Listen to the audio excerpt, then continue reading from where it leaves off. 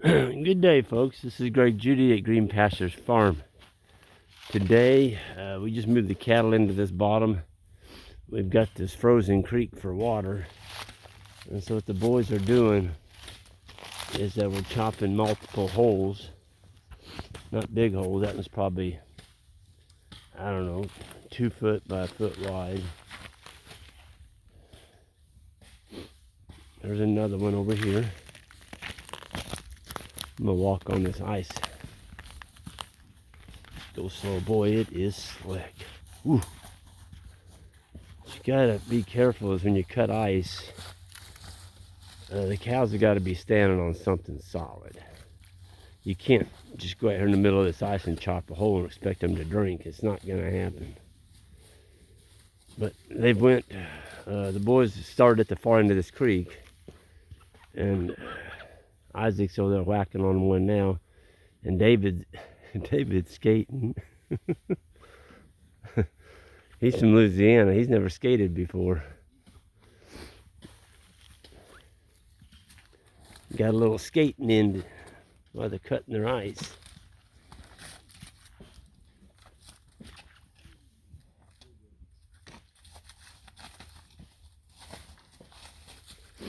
That's that Murray gray cow. So if they're grazing out here anywhere along this bottom, they walk over and they walk over to the creek.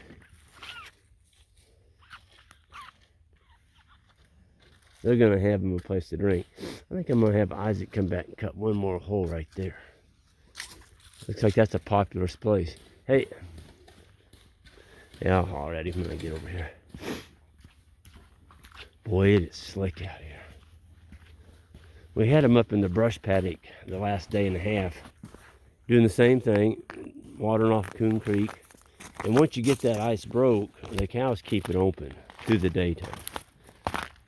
And David's digging the sand out.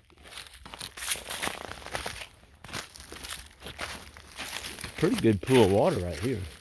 That's probably a couple feet deep.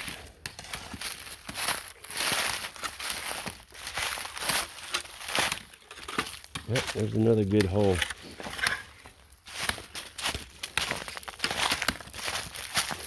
You don't have to worry about this in Louisiana, do you, David? No, not at all. I've never seen I was telling you earlier, I've never skated. Man, this is just never seen anything like it. And it's just, you got water everywhere below the ground, but it never freezes. I mean, the ground never freezes.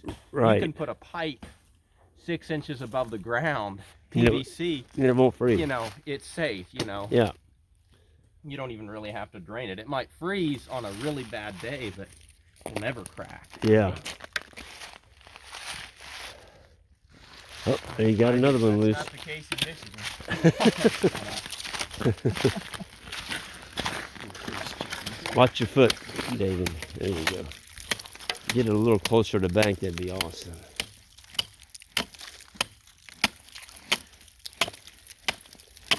Skating around like a monkey on ice. You gotta use the axe.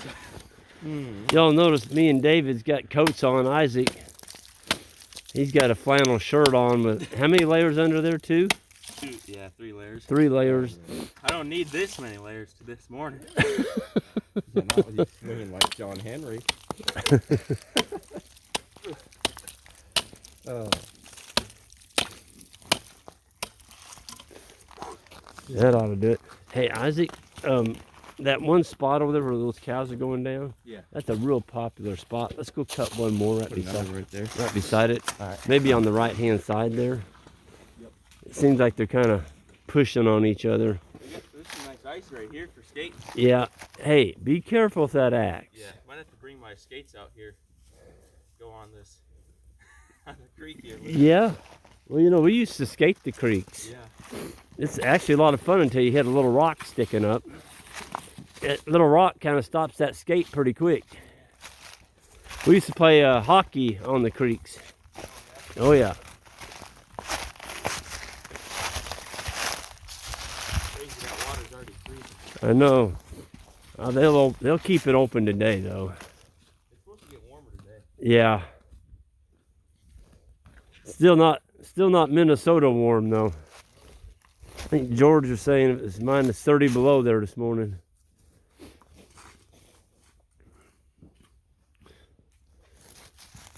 Somebody was saying the other day about what do you do if you got 2 to 3 foot of snow? How do you do this type of outdoor management with livestock and on grazing? Well, if you got 2 to 3 foot of snow, you're not going to, unless you're doing something like Gabe Brown. Gabe he's up in North Dakota. Can't say it's not cold and snowy up there. It certainly can be. But Gabe will plant cover crops, and those cattle, I don't know, it wasn't a video, it was a picture. You couldn't even see the cows out there. The snow was so deep, and I mean, it looked like a blizzard. Snow and just miserable weather, and those cows are after that cover crop. And I mean, the cover crop is sticking up out of snow a good foot, maybe 2 feet, and those cows are out there getting it. They were eating that cover crop, and Gabe doesn't give them any water as long as they're grazing in snow, because they get enough water through the snow that just in the grazing of their forage that they don't need any water. So in areas like that, you could either do cover crops or do like my friend Neil Dennis did up in Canada. He would take a field like this size right here, and he would place bales in rows, long rows, 50 feet apart. The bales are spaced 50 feet apart. And he would take a hot wire, and he'd run that wire all the way through that field, exposing one row of bales. And he might have 200 or 300 cows out there. He never started a tractor the whole winter. He had his water source behind him, and he strip grazed big round bales. And that works fine. It's called, bale grazing. You can do that when the ground freezes and stays froze. Here in Missouri, we'll warm up. We may get a week of 40 to 50 degree weather. And if you're bale grazing, we call that mud grazing. Because they'll bust through that stuff, and I mean, they'll be up to their bellies trying to get to that bale. And if you've got a whole row of them in thawed ground, it's going to be a wreck. But if your ground stays froze all winter, bale graze. Put them out there in the fall while you got good weather. And that way, all your manure and urine and carbon is already out there, where it's going to grow you a ton of grass the next year.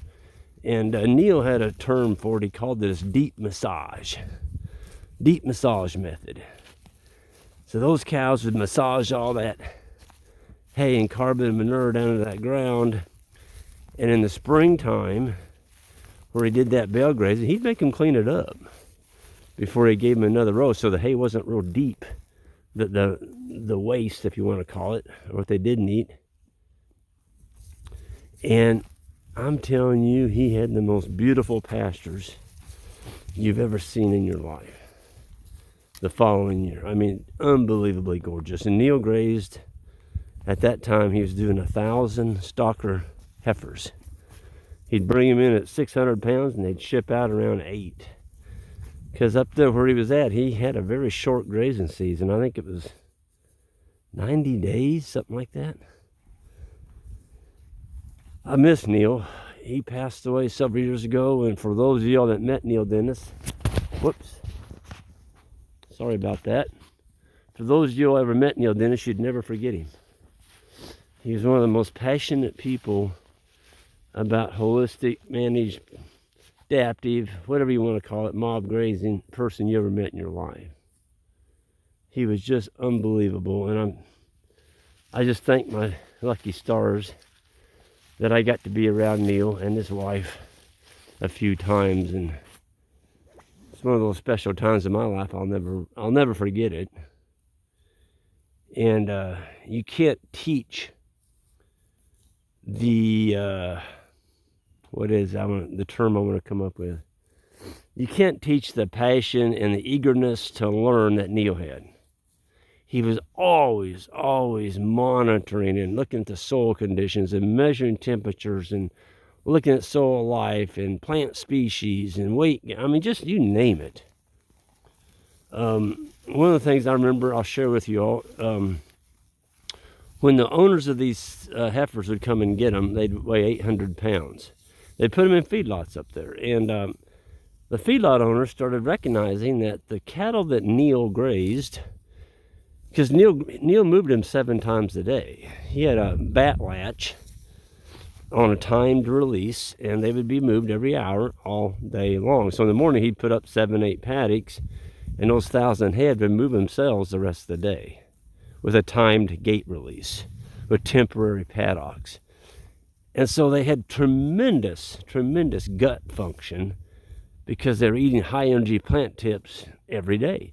And so they had really good rumens, and the feedlot owner started noticing that Neil's heifers gained a whole lot better than any other group of heifers in that feedlot. And they called Neil up and asked him, what's going on? What are you doing? What's going on? And so Neil told him what he was doing. He said, look, he said, these cattle, because of the way they're being moved and managed, they just have tremendous rumens. And when you put them on any kind of feed, they just are very efficient. I thought that was kind of neat. And Neil also did a lot of soil temperature measuring, but just a neat guy. He's on YouTube.